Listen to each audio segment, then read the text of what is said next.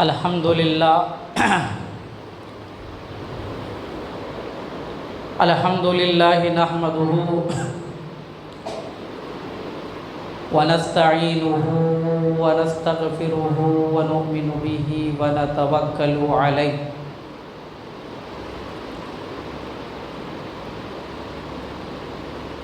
ونعوذ باللہ من شرور انفسنا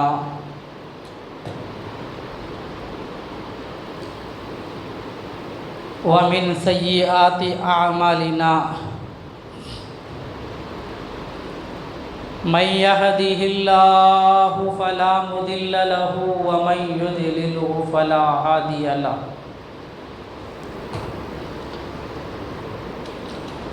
ونشهد أن لا إله إلا الله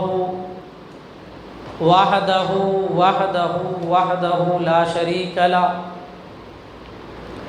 ونشهد أن سيدنا وسندنا ومؤيدنا ومولانا ومأوانا وملجانا محمدا عبده ورسوله أما بعد فأعوذ بالله من الشيطان الرجيم بسم الله الرحمن الرحيم ألا إن أولياء الله لا خوف عليهم ولا هم يحزنون الذين آمنوا وكانوا يتقون لهم البشرى في الحياة الدنيا وفي الآخرة لا تبديل لكلمات الله ذلك هو الفوز العظيم قال الله تبارك وتعالى في محل آخر يا أيها الذين آمنوا اتقوا الله وكونوا مع الصادقين قال الله تبارك وتعالى في محل آخر إن الذين قالوا ربنا الله ثم استقاموا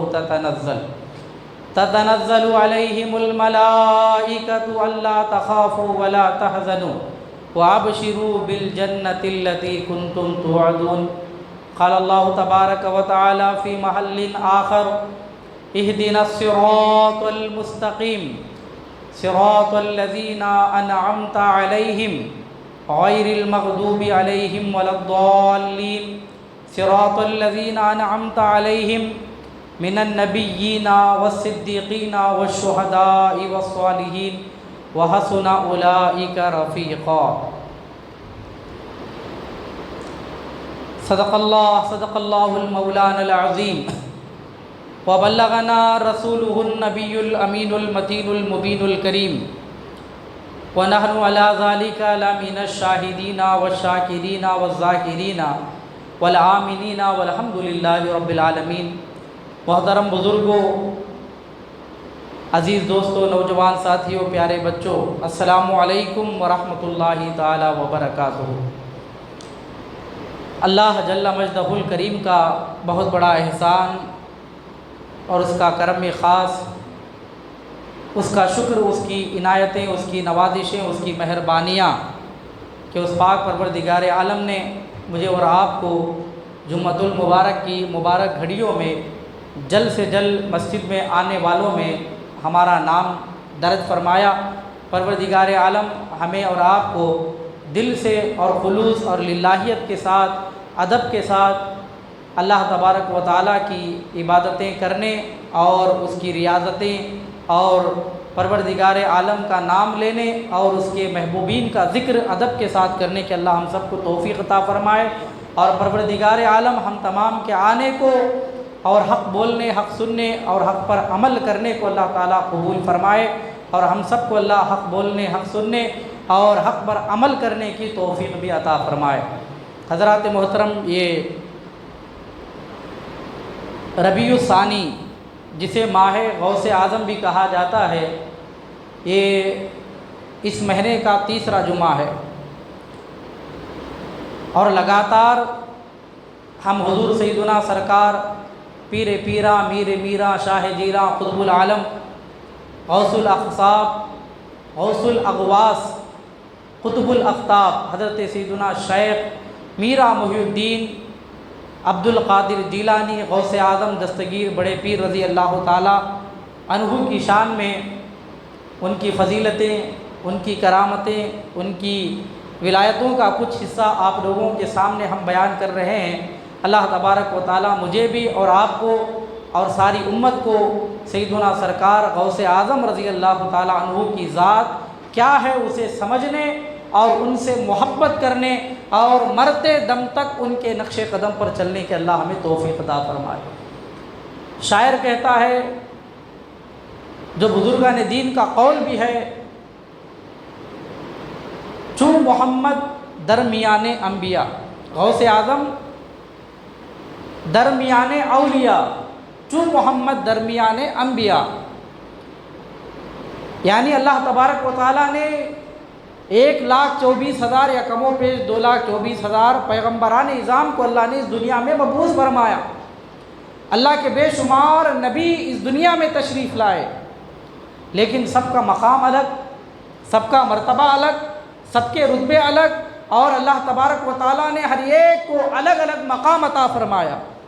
ہر نبی اپنی جگہ پر الگ ہیں، ان کی شان الگ ہے، ان کی شان الگ ہے، ان کا رتبہ الگ ہے، ان کا رتبہ الگ ہے، لیکن تمام انبیاء میں جو اللہ تبارک و تعالیٰ نے امام الانبیاء نبی آخر الزماں جناب محمد الرسول اللہ صلی اللہ تعالیٰ علیہ وآلہ وسلم کو اللہ نے جو شان عطا فرمائی، جو عظمتیں عطا فرمائی، اور حضور کو جو رفعتیں عطا کی گئی، حضور علیہ الصلوۃ والسلام کو اللہ نے جو مقامات عطا فرمائے، جو رتبے، جو رفعتیں، جو بلندیاں میرے مصطفیٰ کو عطا کی گئی، ایسا مقام، ایسا رتبہ، ایسی بلندی اور ایسی شان کسی دوسرے نبی کو عطا نہیں کی گئی۔ تو اسی طرح بزرگان دین فرماتے ہیں، جو مقام انبیاء میں جو ہے امام الانبیاء کا ہے، غوث اعظم کا وہی مقام تمام اولیاء میں ہے۔ جس طرح غوث اعظم رضی اللہ تعالیٰ عنہ کا مقام اللہ تبارک و تعالیٰ نے بلند و بالا کیا، اللہ تبارک و تعالیٰ اسی طرح ان کے مقام کو بلند و بالا کرتا ہی چلا جائے گا۔ حضرات محترم، یہ سیدنا سرکار غوث اعظم ہیں، ان کی شان کیا ہے میں کیا بتاؤں، جو ہے دنیا کا ہر بچہ جانتا ہے کہ غوث اعظم کون ہے، غوث اعظم کیا ہیں، ان کی ہستی کیا ہے۔ دنیا کا ہر بچہ جو کلمہ پڑھنے والا ہے وہ غوث اعظم کی ہستی سے جاننے اور پہچاننے والا ہے۔ اسی لیے آپ دیکھیں گے کہ آج دنیا کے چاہے وہ ہندوستان ہی کی بات نہیں، ملک پاکستان ہی کی بات نہیں، بلکہ آپ دنیا کے ہر خطے میں چلے جائیں، جہاں جہاں پر اولیاء اللہ کے ماننے والے ہیں، جو اہل محبت ہیں، جو حضور غوث اعظم رضی اللہ تعالی عنہ سے عقیدت رکھنے والے ہیں، وہاں غوث اعظم رضی اللہ تعالی عنہ کے سچے عاشق نظر آتے ہیں۔ تو حضرات محترم، ہمیں یہ جاننا چاہیے، غوث اعظم ہندوستان کبھی نہیں آئے، غوث اعظم ہندوستان کبھی نہیں آئے، نہ آپ پاکستان آئے، نہ آپ کرناٹک آئے، نہ آپ جو ہے راجستھان آئے، اور نہ آپ کیرل میں آئے تھے، نہ آپ چنئی میں آئے تھے۔ غوث اعظم یہ بغداد میں پیدا ہوئے، اطراف و اکناف میں آپ چلتے پھرتے رہے، وہیں پر آپ کی تبلیغ رہی، لیکن غوث اعظم کی محبت دیکھیے کہ آج ہندوستان نہیں، شہر بغداد نہیں، بلکہ پاکستان نہیں، شہر امریکہ نہیں، آپ دنیا کے جس کونے میں چلے جائیں غوث اعظم کا نام وہاں بھی لیا جاتا ہے۔ یہ ہمارا کمال نہیں، غوث اعظم کا ذکر کرنے والوں کا کمال نہیں ہے، یہ کمال جو ہے اللہ تبارک و تعالیٰ کی توفیق کا ہے۔ اللہ ہمارے دلوں میں غوث اعظم کی محبت ڈالتا ہے، تب جا کے ہم غوث اعظم کا نام اپنے زبانوں پر لیتے ہیں۔ آج ہم جو غوث اعظم کا ذکر کرتے ہیں، ان کی عظمتیں بیان کرتے ہیں، ہم ان کی رفعتیں بیان کرتے ہیں، جو اپنے شاہانہ انداز میں اپنے گھروں میں 11ویں کرتے ہیں، لوگوں کو بلاتے اور کھلاتے ہیں، یہ اللہ تبارک و تعالی ہمارے دلوں میں ان کی محبت ڈالتا ہے، تب جا کے ہم غوث اعظم کا نام لیتے ہیں اور ان کے نام سے کھلاتے پلاتے ہیں۔ یہ اللہ تبارک و تعالیٰ سے عطا کیا گیا فضل ہے غوث اعظم کو کہ ہر دل میں غوث اعظم کی محبت نظر آتی ہے۔ اللہ تبارک و تعالیٰ مجھے اور آپ کو صحیح معنوں میں سیدنا سرکار غوث اعظم رضی اللہ تعالیٰ عنہ سے سچی اور پکی محبت اور عقیدت رکھنے کے اللہ ہمیں توفیق عطا فرمائے۔ حضرات محترم، یہ اولیاء اللہ میں سب سے بڑا مقام حضرت غوث اعظم کا ہے۔ یہ امام الاولیاء ہیں، یہ تمام قطبوں کے سردار ہیں، یہ غوث الاقطاب ہیں۔ اللہ نے ان کو ایسا مقام عطا فرمایا کہ آپ خود فرماتے ہیں میرے بچپن کا زمانہ، غوث اعظم فرماتے ہیں جب میں چھوٹا سا تھا، جب میں چلتا تھا تو میرے ساتھ اللہ کے فرشتے چلا کرتے، اللہ تعالیٰ کے فرشتے چلتے تھے۔ جب ہم مدرسے میں جاتے تھے، غوث اعظم فرماتے ہیں، تو اللہ تعالیٰ کے فرشتے یہ لوگوں کو اور مدرسے میں بیٹھے ہوئے بچوں کو یہ آواز دیتے تھے، افسحوا لولی اللہ حتی یجلسوا۔ فرشتے کہتے یہ دیکھو اللہ تعالیٰ کا ولی آ رہا ہے، اس کے لیے جگہ کشادہ کرو۔ یہاں تک کہ جو فرشتوں کی آواز سنتے تھے وہ غوث اعظم کے لیے راستہ چھوڑ دیا کرتے، اور غوث اعظم آتے تھے اور اس جگہ پر بیٹھ جاتے تھے۔ تو پتہ کیا چلا، معلوم کیا ہوا، یہ غوث اعظم ایسی ہستی ہیں اللہ تبارک و تعالیٰ نے ان کو ماں کے پیٹ سے ہی ولی بنا کر کے پیدا فرمایا، دنیا میں تشریف لائے تو ولی بن کے تشریف لائے۔ حضرات محترم، اللہ تبارک و تعالیٰ نے جو مقام اولیاء میں غوث اعظم کو عطا فرمایا، جو رتبہ اللہ نے غوث اعظم کو اولیاء میں عطا فرمایا، جو عظمتیں غوث اعظم کی اولیاء میں ہیں، ایسا مقام، ایسا رتبہ اور ایسی بلندی تمام اولیاء میں اللہ تبارک و تعالیٰ نے کسی کو نہیں عطا فرمائی جو شان اللہ تبارک و تعالیٰ نے سارے اولیاء کی جماعت میں غوث اعظم رضی اللہ تعالیٰ عنہ کو عطا فرمائی تھی۔ حضرات محترم، اللہ تبارک و تعالیٰ قرآن مجید میں ارشاد فرماتا ہے، یا ایھا الذین آمنوا اتقوا اللہ وکونوا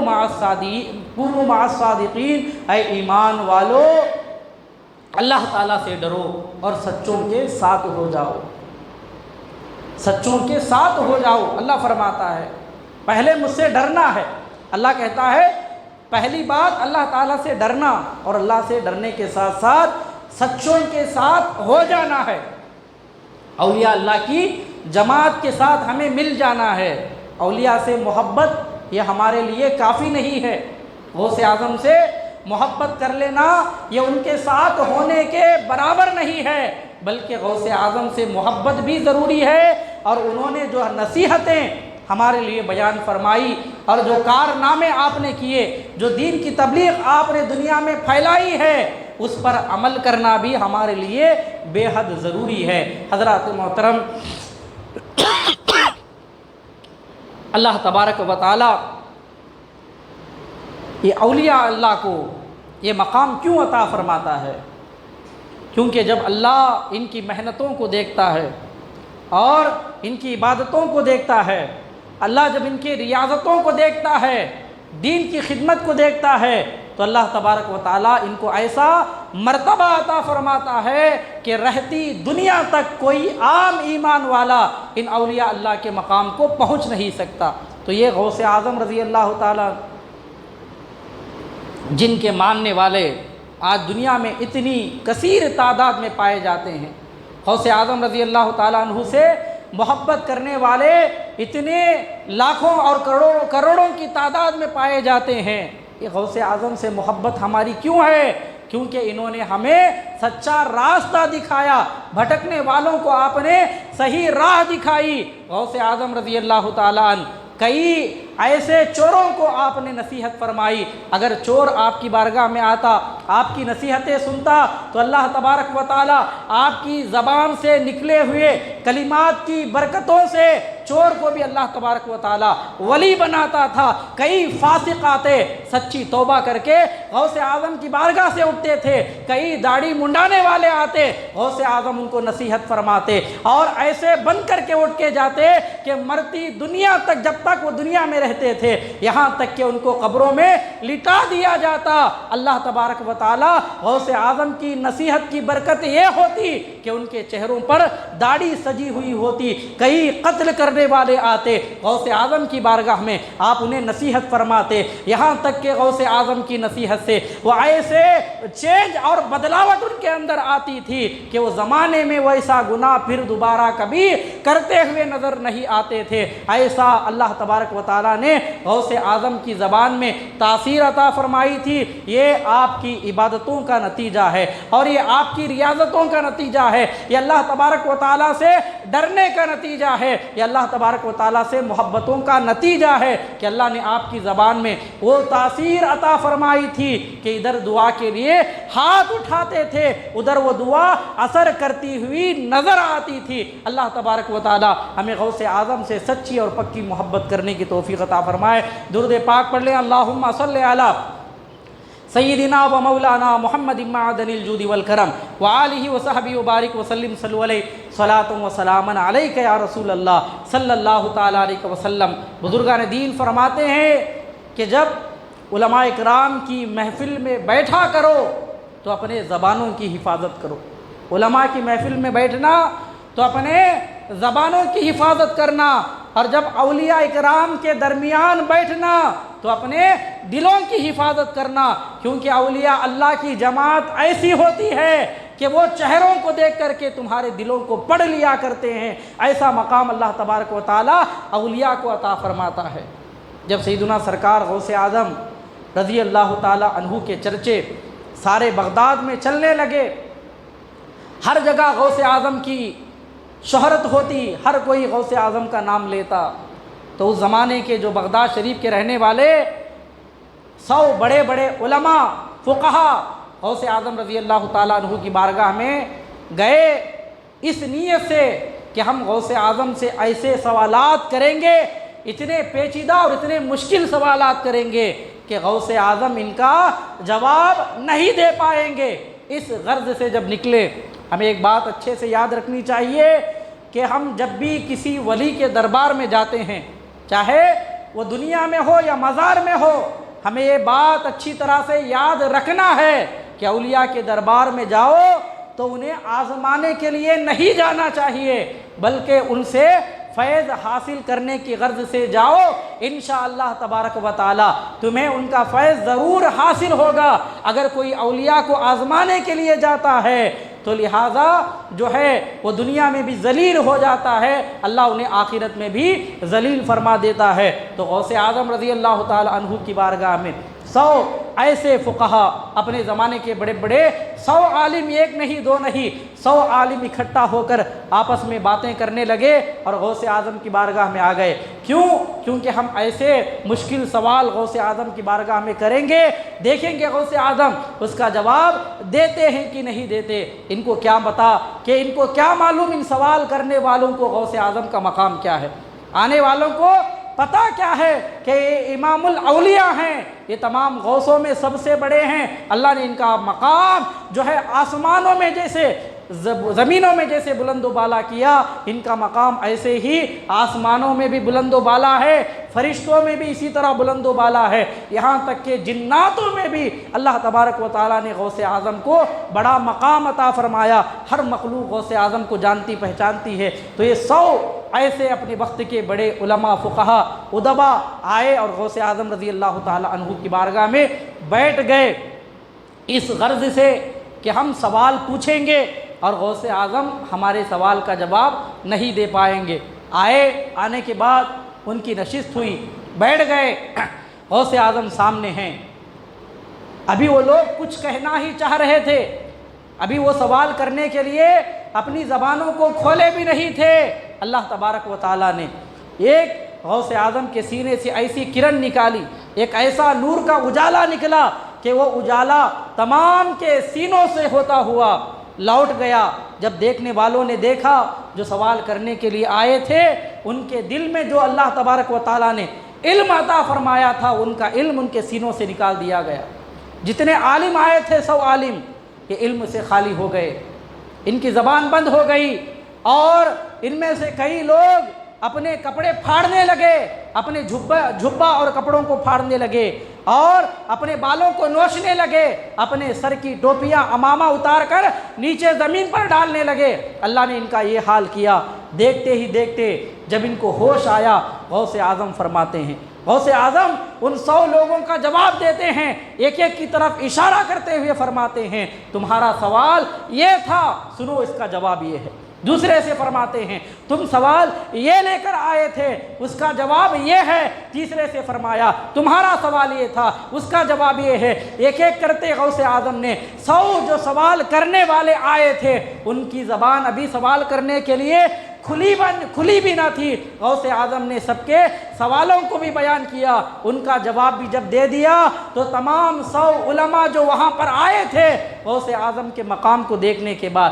ان کا رتبہ دیکھنے کے بعد یہ عرض کرتے ہیں ہم نے ایسا ولی، ایسا علم والا نہ ہم نے پہلے کبھی دیکھا ہے، اور نہ ہمیں لگتا ہے کہ ہم اپنی ساری زندگی میں ایسا کوئی علم والا دیکھ سکتے ہیں۔ تبھی تو کہنے والے امام عاشق صادق نے کہا واہ کیا مرتبہ اے غوث ہے بالا تیرا، اونچے اونچوں کے سروں سے قدم ہے اعلیٰ تیرا۔ واہ کیا مرتبہ اے غوث ہے بالا تیرا، اونچے اونچوں کے سروں سے قدم ہے اعلیٰ تیرا۔ یعنی جہاں پر اولیاء اللہ کے سر ہوتے ہیں وہاں پر غوث اعظم کا قدم ہوتا ہے۔ یعنی یوں کہہ لیا جائے کہ غوث اعظم کے جو ہے قدموں تلے اولیاء اللہ کی گردنیں جھکا کرتی ہے، ایسا مقام اللہ تبارک و تعالیٰ نے غوث اعظم کو عطا فرمایا۔ تو ایسی ذات اللہ نے اس نبی کی امت میں عطا فرمائی، وہ غوث اعظم ہمارے مددگار بن کر کے اس دنیا میں تشریف لائے۔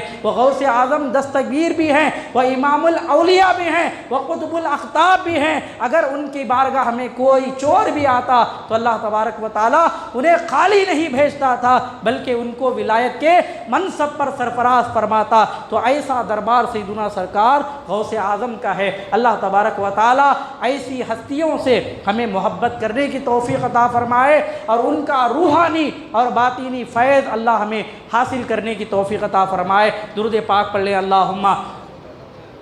صلی علی سیدنا و مولانا محمد معدن الجود والکرم وآلہ وصحبہ وبارک وسلم۔ صلو علیہ صلاۃ و سلام علیک یا رسول اللہ صلی اللہ تعالیٰ علیہ وسلم۔ تو حضرات محترم، یہ سیدنا سرکار غوث پاک دستگیر رضی اللہ تعالیٰ عنہ ہیں کہ آپ کی بارگاہ میں نہ جانے کئی لاکھ لوگوں نے توبہ فرمایا۔ آپ خود ارشاد فرماتے ہیں، بہجت الاسرار کی یہ روایت ہے، آپ ارشاد فرماتے ہیں کہ ہزاروں لوگ میری محفل میں آتے۔ جب غوث اعظم رضی اللہ تعالیٰ ہفتے میں 3 دن واعظ و نصیحت فرماتے، ہفتے میں 3 دن واعظ و نصیحت فرماتے، لوگوں کو اچھی باتیں بتاتے، گناہوں سے بچنے کے لیے آپ ارشاد فرماتے اور ایسی نصیحت فرماتے کہ زبان سے نکلنے والا ایک ایک جملہ سامنے والے کے دل پر پیوستہ ہو جاتا۔ اور غوث اعظم رضی اللہ تعالیٰ عنہ کی بارگاہ میں کیسے کیسے گنہگار آتے، شرابی بھی آتے، ڈاکہ ڈالنے والے آتے، زنا کرنے والے آتے، فاسق آتے، فاجر آتے، عیاشی آتے، اور حرام کا کھانے والے آتے۔ لیکن جب غوث اعظم کی بارگاہ میں آ گئے تو جب تک بیٹھے رہتے، غوث اعظم نے نصیحت فرمائی، جب اٹھ گئے آپ کے دربار سے، اللہ نے ان سب کے دلوں کو ایسا جو ہے تبدیل فرماتا تھا۔ جو غوث اعظم کے جو ہے محفل میں آتے، اللہ ان کے دلوں کو ایسا بدلتا تھا کہ وہ روتے ہوئے نکلتے اور اس گناہ کی طرف کبھی زندگی میں پلٹ کر بھی نہیں دیکھتے۔ اللہ تبارک و تعالیٰ ایسی نصیحتیں غوث اعظم کی زبان میں اللہ نے معجزاً فرمائی تھی۔ تو لہٰذا غوث اعظم رضی اللہ تعالیٰ عنہ خود فرماتے ہیں کہ میں نے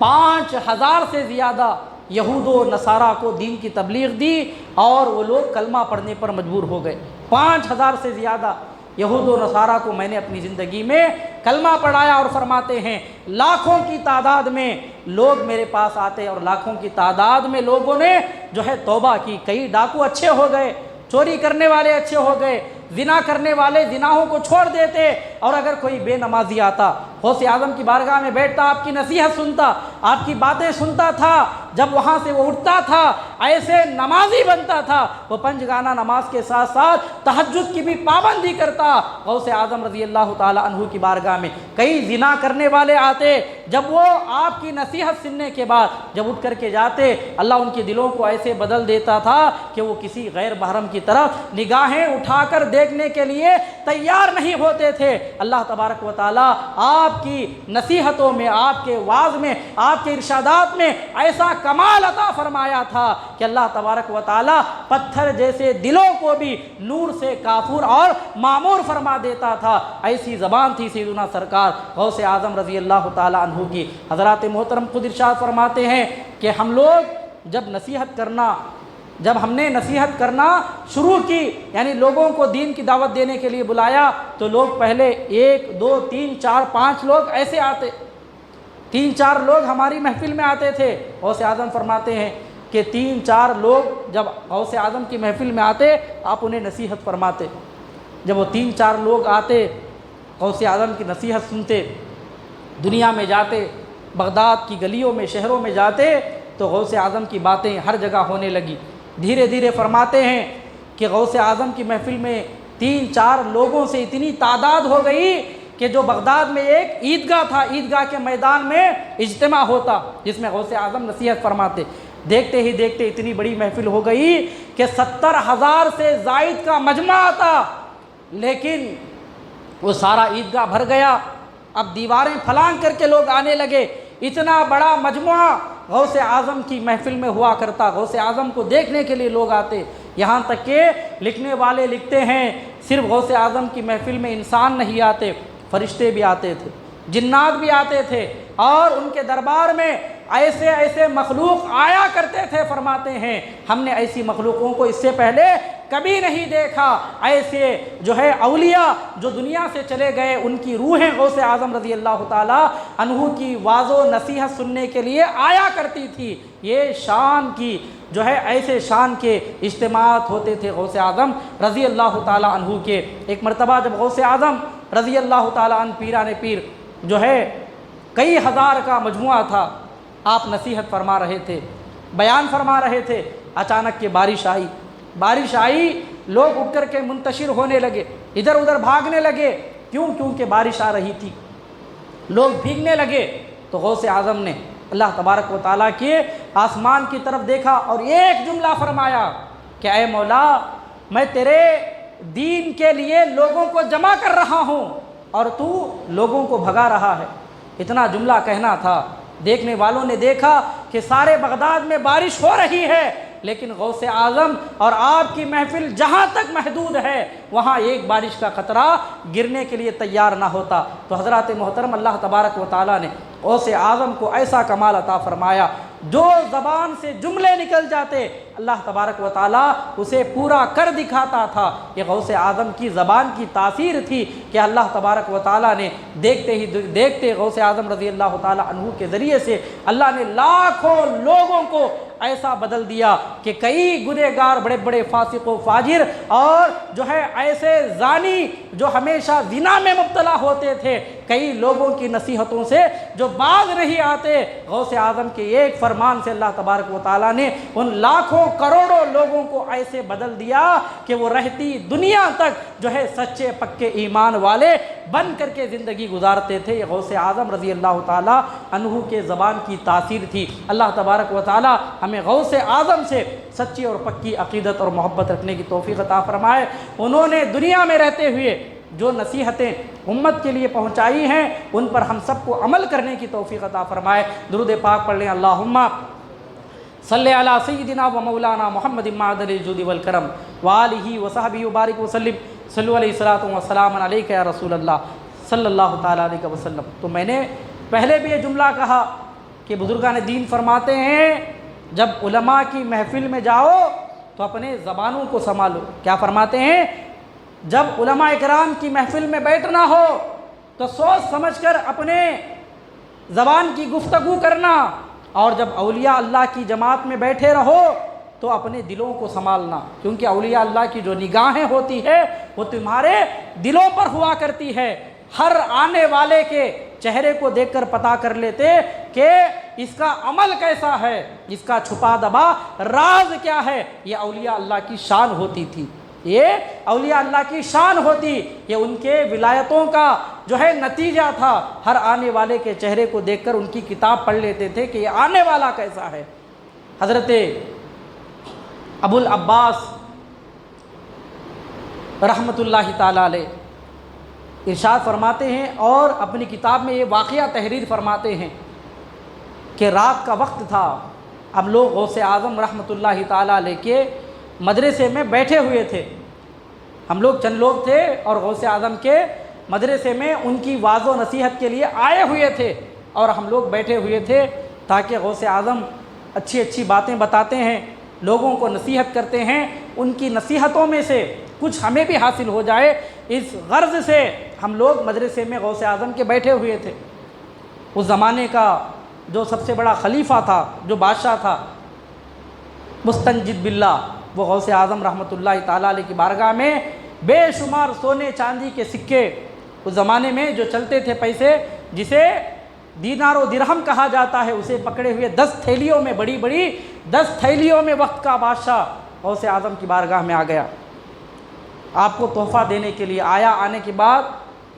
آپ کی بارگاہ میں بیٹھ گیا اور اس نے عرض کی کہ اے امام الاولیاء، اے غوث الثقلین رضی اللہ تعالیٰ عنہ، ہمیں کچھ نصیحت کی باتیں ارشاد فرمائیے، ہمارے لیے کچھ نصیحت بیان فرمائیے تاکہ ہم آپ سے کچھ نصیحت سنیں اور اس پر عمل کریں، ہم اپنی زندگیوں میں کچھ بدلاوٹ لائیں۔ تو غوث اعظم نے بے شمار نصیحت کی باتیں فرمائی۔ یہ ولیوں کا کام ہوتا کہ ہر آنے والے کو کچھ نہ کچھ بول کے بھیجتے تھے، کچھ نہ کچھ نصیحت کرتے۔ ان کی زندگی یہ ہوتی کہ ہر آنے والا، اگر وہ بے نمازی ہوتا تو نماز کی ترغیب دیتے، اگر زنا کرنے والا ہوتا تو اسے زنا کے بارے میں بتاتے، اس کی مذمت کیا ہے وہ بتاتے، چور کو چوری کے بارے میں بتاتے، اور اگر کوئی روزہ چھوڑتا تو روزوں کی فضیلت بتاتے، اور روزہ چھوڑنے پر کیا ہوتا ہے اسے نصیحت کرتے۔ یعنی جو بھی اولیاء کے دربار میں آتا اسے خالی نہیں بھیجتے، کچھ نہ کچھ نصیحت فرماتے۔ تو بادشاہ وقت کا آیا، 10 تھیلیاں سونے چاندی کے سکوں سے بھرے لے کر کے غوث پاک کی بارگاہ میں آیا اور فرمایا کہ مجھے کچھ نصیحت فرمائیے۔ آپ نصیحت کرتے رہے، اسے بے شمار اچھی اچھی باتیں بیان فرمائی۔ جب ساری باتیں آپ نے بیان کی تو وہ تھیلیاں اٹھایا اور آپ کے سامنے رکھ دیتا ہے اور فرماتا ہے کہ میں نے آپ کی خدمت کے لیے یہ ساری تھیلیاں میں لے کر کے آیا ہوں، اس میں جو ہے پیسے روپیہ بھر کر کے ہیں، آپ جتنا چاہے اٹھا لیجئے۔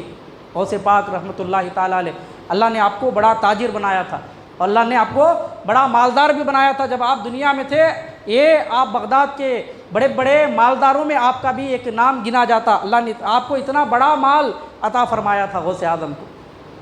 لیکن یہ اللہ والوں کی عادت بھی ہوتی، دنیا والے جو بھی لاتے اسے پہلے انکار کرتے، کیونکہ اکثر و بیشتر جو بڑی کمائی، موٹی کمائی لے کر کے آتے ہیں اس میں اکثر و بیشتر حرام کا مال ملا ہوا ہوتا ہے، ہر ایک نہیں، لیکن اکثر و بیشتر جو اونچائی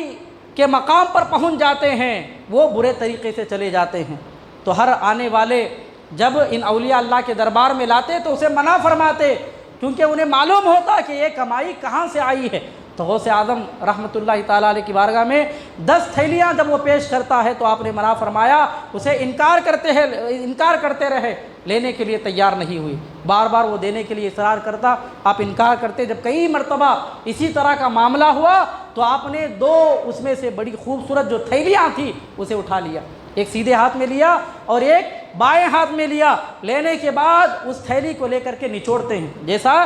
ہم لوگ کیا کرتے ہیں، جو کپڑا دھلنے کا ہوتا ہے جب وہ پانی میں چلا جاتا ہے تو اسے نچوڑتے ہیں، اسی طرح غوث اعظم وہ پیسوں کی تھیلی لیتے ہیں، نچوڑتے ہیں۔ اللہ تبارک و تعالیٰ نے آپ کے ہاتھ میں ایسا کمال عطا فرمایا، جب آپ نے ان پیسوں کے سکوں کو نچوڑا تو وہاں جو یہ روایت بیان کرتے ہیں وہ فرماتے ہیں کہ ہم لوگ دیکھنے لگے کہ آپ کے نچوڑنے کے بعد جو پیسوں کی تھیلی تھی اس میں سے خون کے قطرے ٹپکنے لگے، اس میں سے خون نکلنے لگا۔ غوث اعظم نے فرمایا یہ دیکھ تیری یہ کمائی کا نتیجہ ہے، نہ جانے تو کہاں کہاں سے منہ مار کر کے کتنے لوگوں کا حق دبا کر کے اور کتنے لوگوں پر ظلم و ستم کر کے نہ جانے کتنے لوگوں کا حق تو نے چھین کر کے لایا ہے، یہی تیرا حرام کا مال ہے، یہ دیکھ دنیا میں تیرے مال کا کیا نتیجہ ہے۔ آپ جو ہے ان سکوں کو نچوڑتے ہیں، اس کے بعد خون کے قطرے جب ٹپکنے لگے آپ فرماتے ہیں اگر میں ان ساری تھیلیوں کو لے کر کے ایک ایک کو اگر نچوڑتا چلا جاؤں تو اس میں سے اتنا خون بہنے لگے گا کہ خون بہتے بہتے جو تیرا محل ہے اس محل تک چلا جائے گا۔ تو لہٰذا تجھے یہ بتانا تھا جب یہ جو ہے منظر وہ وقت کا خلیفہ مستنجد باللہ دیکھتا ہے، بے ہوش ہو جاتا ہے، جب کئی دیر کے بعد اسے ہوش آیا، غوث اعظم نے اسے بتایا اور فرمایا یہ دیکھ کہ تیری کمائی کا نتیجہ ہے، تو نے کہاں کہاں سے مال لایا ہے، کتنے لوگوں کا خون اس میں پیوستہ ہے اور کتنے لوگوں کا حرام کا جو ہے چھین کر لایا ہوا اور ڈرا کر لایا ہوا، ظلم و ستم سے جو تو چھینا ہے وہ سارا مال اس میں موجود ہے، یہ تیرے پیسے ہیں، یہ تیری کمائی ہے۔ تجھے پتہ چلا، معلوم ہوا میں تیرا مال لینے کے لیے کیوں تیار نہ ہوا، کیونکہ اس میں سارا کا سارا دوسروں کا خون چوسا ہوا مال ہے۔ حضرات محترم غوث پاک رحمت اللہ تعالی علیہ نے اس کی حقیقت بیان فرمائی اور اسے دکھا دیا، وہ وقت کا خلیفہ تھا، وقت کا بادشاہ تھا۔ یہ اللہ والے ہوتے آج اگر کوئی دنیا کا بڑا ہو، دنیا کا کوئی بڑا ہو، کوئی عہدے پر فائز ہو تو ہم ڈرتے ہیں اسے دین کی نصیحت کرنے کے لیے، ہم ڈرتے ہیں اسے کوئی اچھی بات بولنے کے لیے، ہم ڈرتے ہیں اسے جو ہے ببانگے دہل جو ہے کوئی بھی حرام کام جب وہ کرے تو اسے منع کرنے کے لیے ہم ڈرتے ہیں۔ کیوں ڈرتے ہیں؟ کہیں ایسا نہ ہو وہ ہمارے اوپر اٹیک نہ کر دے، وہ ہمارا دشمن نہ ہو جائے، نہ ہماری جان لے لے، کہیں وہ ہمیں مار نہ دے، ہم ڈرتے ہیں۔ لیکن یہ اللہ والے ایسے ہوتے تھے کہ ان کا ایمان ایسا ہوتا، چاہے وہ وقت کا بادشاہ ہو، وقت کا وزیر ہو، وقت کا سلطان کیوں نہ ہو، وہ وقت کا ظالم کیوں نہ ہو، اگر حق بات بولنے کی ہوتی تو منہ پر ایسے بولتے تھے، نہ اس کا عہدہ دیکھتے، نہ اس کا ظلم دیکھتے، نہ اپنی جان کی پرواہ کرتے، بلکہ حق بات بولنے کی جب باری آتی تو اس کے منہ پر یہ نصیحت کی باتیں بولا کرتے تھے۔ تو یہ غوث اعظم کی شان تھی، یہ ان کا جو ہے ایمانی حرارت تھی، اور ان کا ایمان اس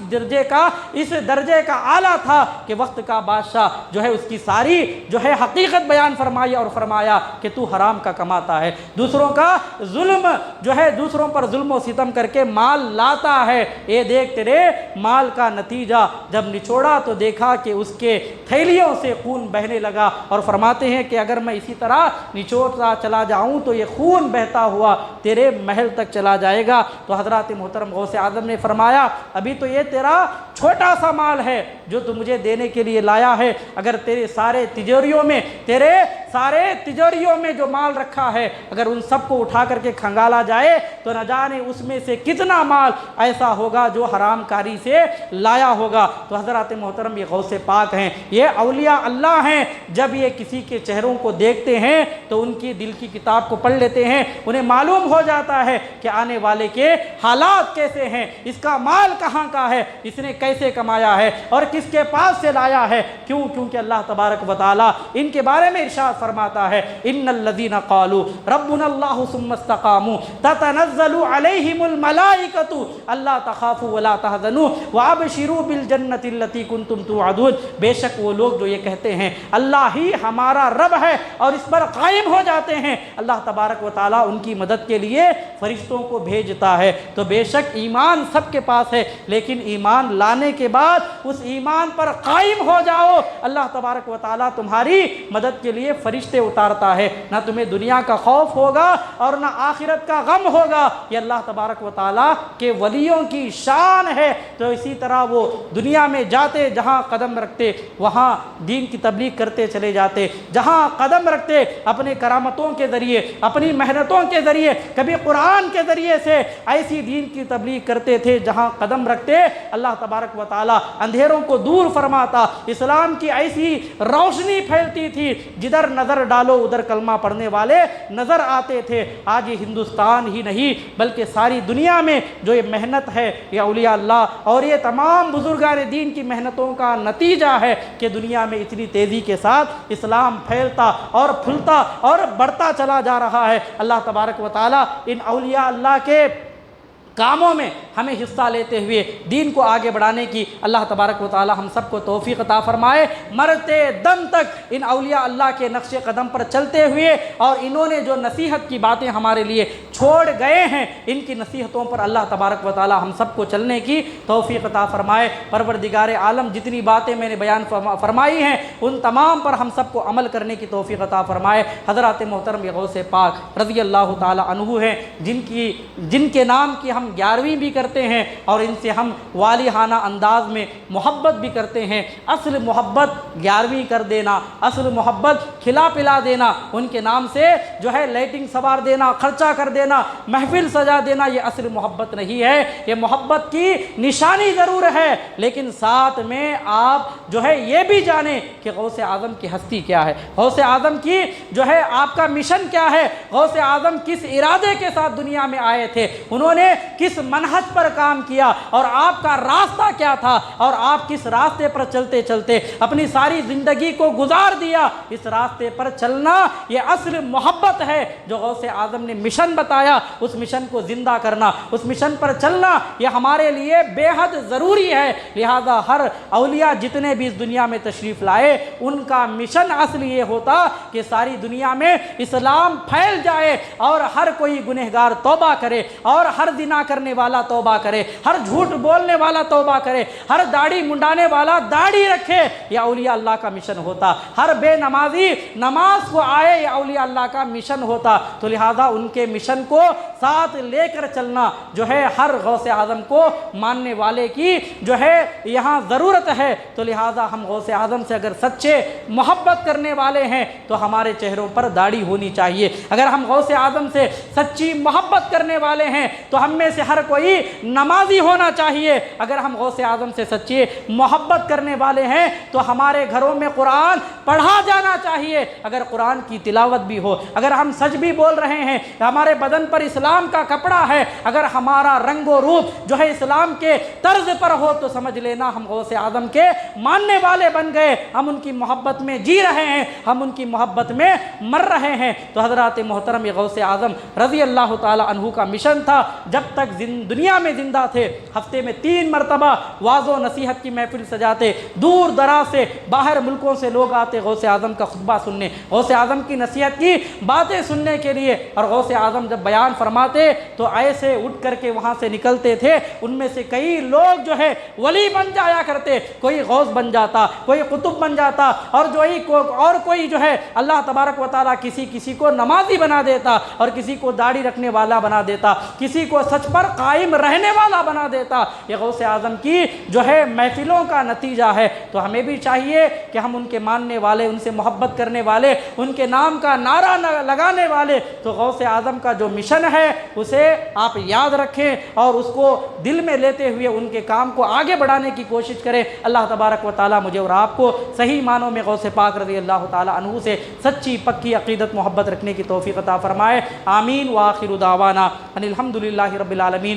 السلام علیکم ورحمۃ اللہ وبرکاتہ۔ جو بھائی سنتیں نہ پڑھے سنتیں پڑھیں۔